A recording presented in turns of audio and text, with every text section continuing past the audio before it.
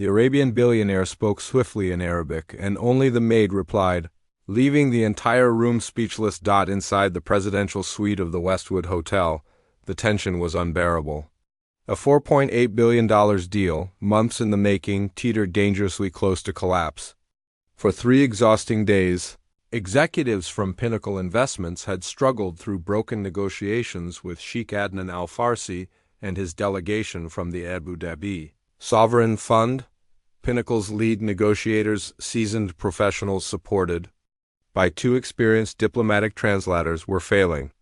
Communication had eroded so badly that both sides were now contemplating walking away from what was meant to be the largest real estate development project in Manhattan's modern history. James Wilson, Pinnacle's CEO, had just proposed what he believed to be a fair adjustment to the profit-sharing terms when the Sheikh abruptly switched from his flawless, Oxford-educated English to rapid, agitated Arabic.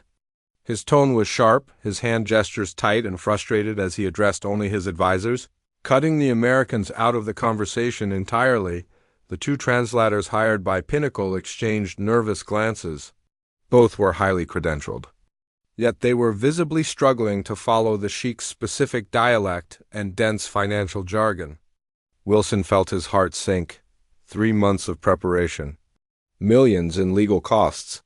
5 Manhattan city blocks set to become the most advanced sustainable project in the country, all slipping through his fingers because no one in the room could untangle the misunderstanding. And then the most unexpected voice in the room spoke, "If I may, Your Excellency." Fluent, clear Arabic, calm, respectful, everyone turned. Maria Alvarez, the hotel maid, stood near the sideboard where she had been quietly replenishing the coffee service. Dressed in her standard black and white housekeeping uniform, she stood upright, addressing Sheikh Al-Farsi directly in his native tongue for several seconds. The room was frozen. The Sheikh's expression shifted from anger to visible surprise.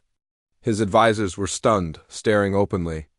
Around the boardroom table, Pinnacle's executives sat paralyzed. Richard Turner, Wilson's second-in-command, half rose from his seat as if ready to intervene. But Wilson raised a hand, stopping him. Something in the Sheikh's reaction told him not to interfere. "You speak Northern Gulf Arabic?" The Sheikh asked at last, suspicion mingled with curiosity. Maria inclined her head respectfully. "Yes, Your Excellency. I believe there's been a misunderstanding about the financial structure in Section 4.3. If I'm correct, your concern is that the contingency clause could allow Pinnacle to dilute the fund's voting power if certain performance benchmarks aren't met." The Sheikh studied her carefully, his anger giving way to cautious interest. "You understand the technical clauses in this agreement?" "I do, Your Excellency," Maria replied calmly. "The current translation hasn't fully captured the financial mechanisms as proposed. What Mr. Wilson intended to explain is that those benchmarks would be jointly set, protecting both parties equally." The Sheikh leaned forward, now fully engaged. "How do you know this contract? And why do you speak my dialect so precisely?" Across the table, Pinnacle's executives exchanged baffled looks. Wilson sat pale, realizing the hotel maid had just stepped directly into the most critical negotiation of his career.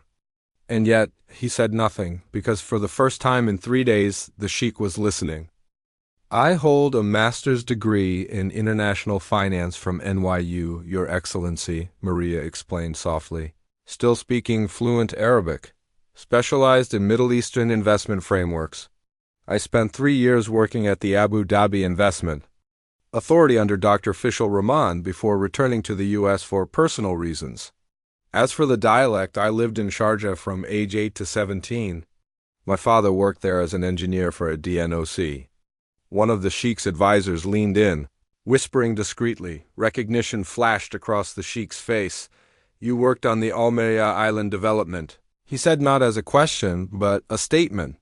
"Your payment system models were innovative." Maria inclined her head politely. "That's kind of you to remember, Your Excellency."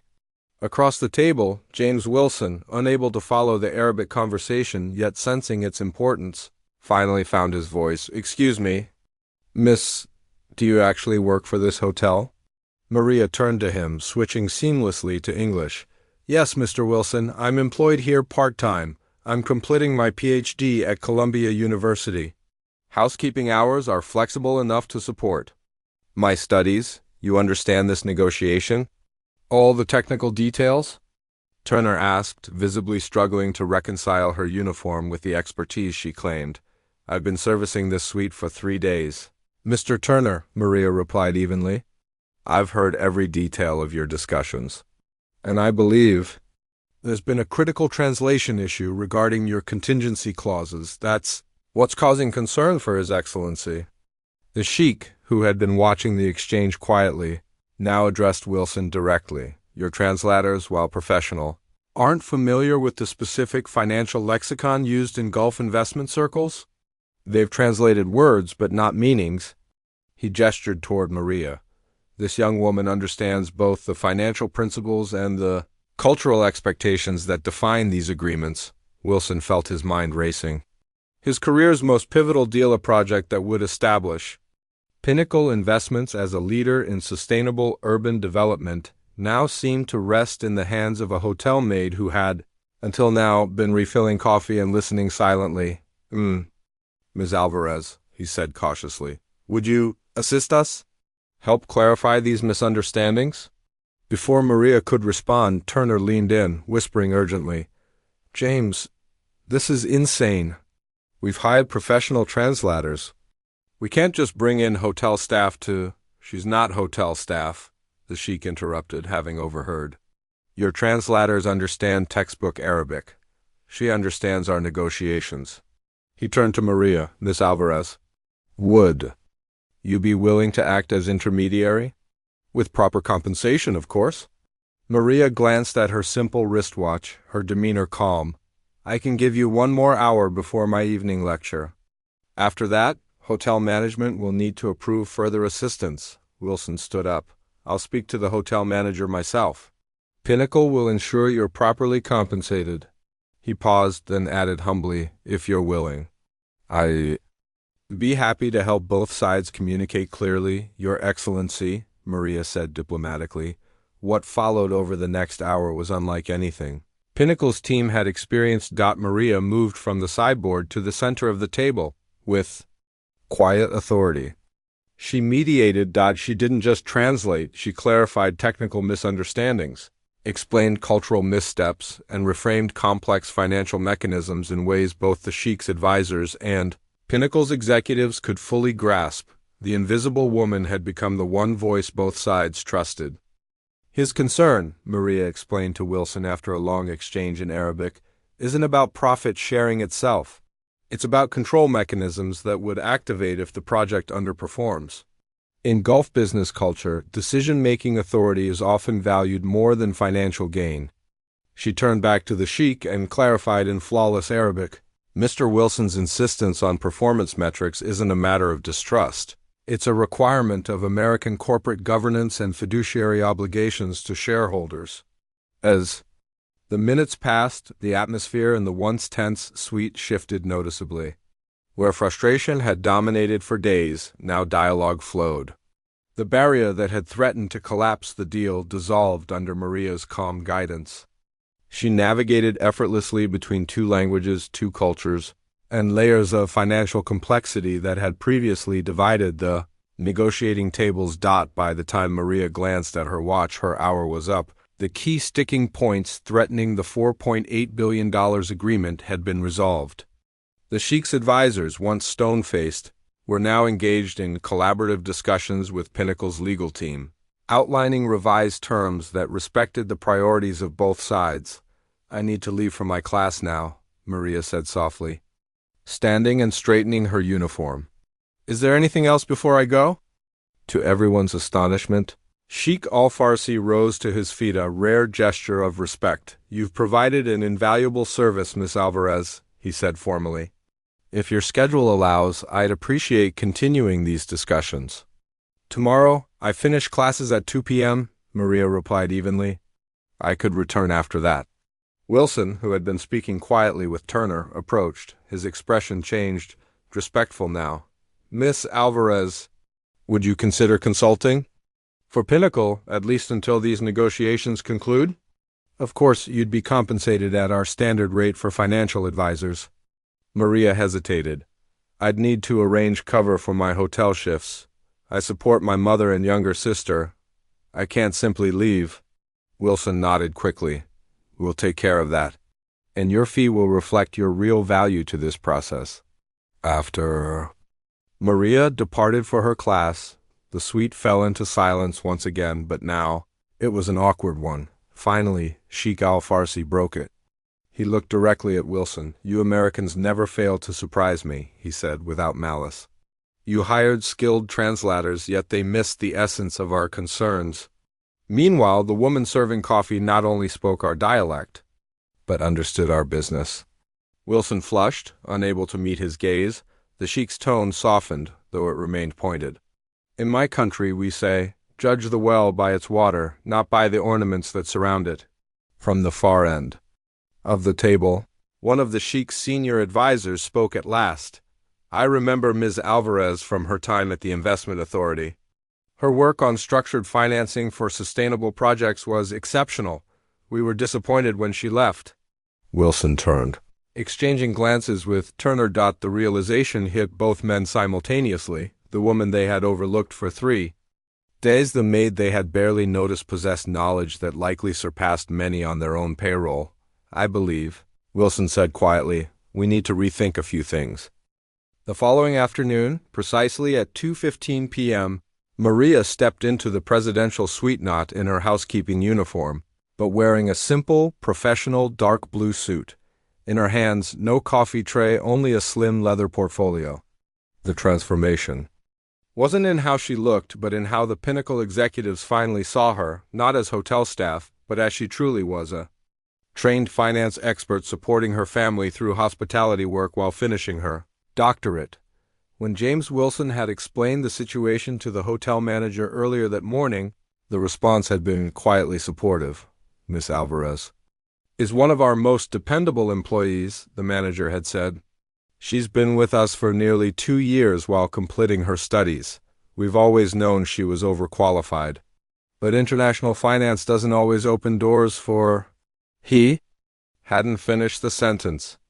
But Wilson understood, especially not for a young Latina, woman without connections or the luxury of waiting for the right opportunity. Now, seated at the conference table as a consultant, not a maid, Maria was greeted with quiet respect by Sheikh Al-Farsi himself. Ms. Alvarez, before we begin, the Sheikh said, I asked my team to review your previous work from your time at the Investment Authority.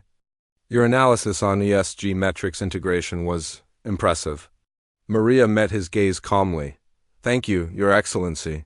That work was part of my thesis. Across the table, Turner, unable to restrain his curiosity, finally blurted out what many were thinking. How does someone with your background end up? He hesitated, gesturing vaguely. Cleaning hotel rooms? Maria finished, her voice flat, not defensive, not bitter.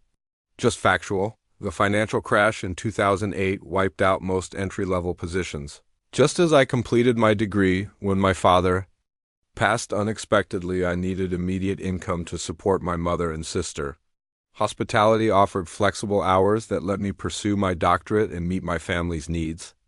The silence that followed said more than any response could. It was a quiet indictment not of Maria, but of the system itself. A system where talent wasn't always enough to overcome circumstance. Sheikh Al-Farsi nodded thoughtfully. Life rarely moves in straight lines. Character is measured by how we adapt to those turns. Wilson cleared his throat, eager to move on. Shall we continue? We made real progress yesterday.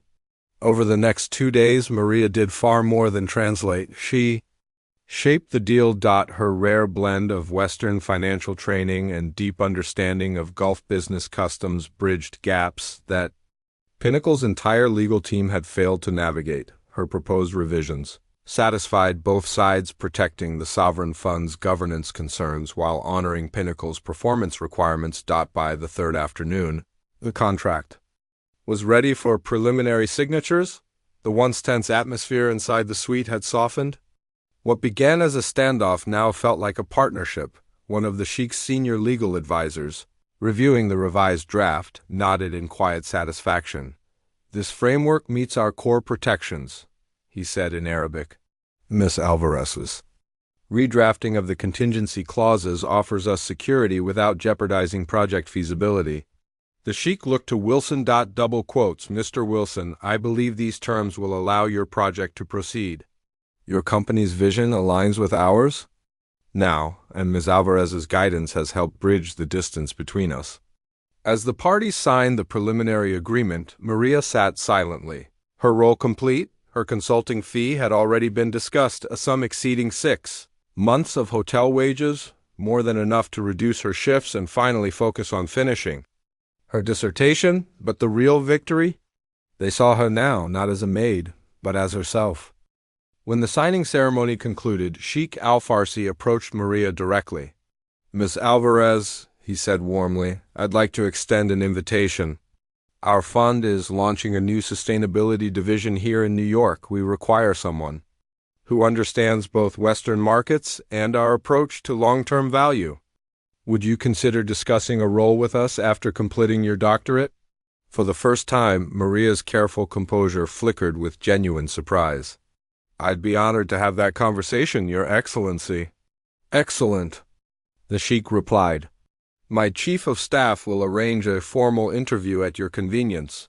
Though, he paused, then smiled slightly, I consider these past few days to be interview enough. Your performance under pressure has been exceptional. Nearby, Wilson had overheard the exchange. He approached, his tone more human than corporate for once. I hope you'll consider both sides of the table, Ms. Alvarez. Pinnacle would benefit from someone with your perspective. For a woman who had been invisible to men like Wilson only days before, the sudden professional recognition might have felt overwhelming, but Maria simply nodded, poised as ever. I appreciate both opportunities. For now, my priority remains completing my degree, but I'll be open to discussions when the time is right. As the meeting dissolved, people began gathering their things to leave. One of Pinnacle's junior executives paused to hold the door. Open for Maria, a simple courtesy that, 3 days earlier, none of them would have considered necessary. Maria noticed. She said nothing. In the elevator descending from the penthouse, Wilson found himself standing beside her in silence. At last he spoke. I owe you an apology, Ms. Alvarez, not just for underestimating you, but for not seeing you at all until your skills served my needs. The admission came heavily, like something scraped from beneath layers of corporate pride. Maria studied him calmly. There are invisible people everywhere, Mr. Wilson, she said softly. The woman who cleans your office at night, the man delivering your packages, the barista who memorizes your coffee order. People with educations, stories, potential you'll never imagine until you choose to look. As the elevator doors opened, she stepped out. Maybe the real opportunity here isn't just a business deal, Mr. Wilson, she said, pausing briefly. It's learning how to see the world around you. And with that, she walked away. 6 months later, the groundbreaking ceremony for Manhattan's new sustainable development project made headlines worldwide. The partnership between Pinnacle Investments and the Abu Dhabi Sovereign Fund was celebrated as a triumph of international cooperation. Photos circulated of Wilson shaking hands with Sheikh Al-Farsi, construction crews breaking ground behind them. What no article mentioned was the story behind the deal, how a maid no one noticed had saved the negotiation. Nor did they mention Maria Alvarez, now Dr. Alvarez, who had defended her dissertation and accepted a position as Director of Sustainability Integration for the joint venture. Her new office was on the top floor of the very building where she once served coffee. On her first morning in that office, Maria found a small, beautifully wrapped package on her desk. Inside, an elegant fountain pen, its case inscribed with Arabic calligraphy. A note accompanied it, written in the Sheikh's careful hand, to water from the well, not ornaments. May you continue to surprise those wise enough to see your true worth. Maria placed the pen carefully beside her laptop, a quiet reminder of how far she'd come. As she prepared for her first executive meeting, she smiled faintly, thinking of the people in that very building, pouring coffee, emptying bins, wiping down desks, invisible until someone chose to see them.